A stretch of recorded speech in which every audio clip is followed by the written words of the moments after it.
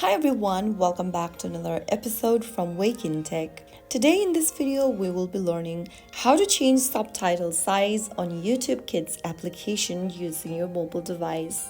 To change your subtitle size on YouTube Kids, launch open your YouTube Kids application first on your device and then tap on the gear button at the top right corner.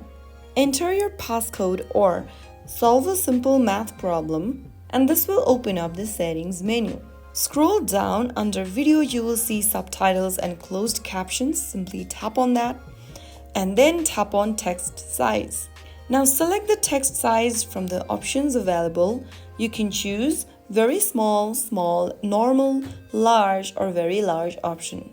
I'm just going to select very large. After you do that, you can head over to the home page of YouTube Kids and then select a content to play. After you do that, you will then be able to see the subtitle size has now been larger as I selected. You can choose the subtitle size depending upon your preferences from small to large, and you will see the changes reflected immediately.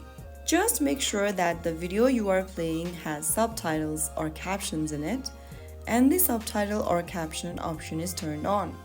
And that's it. Your subtitle size will now be updated and will show in the YouTube Kids video when captions are enabled.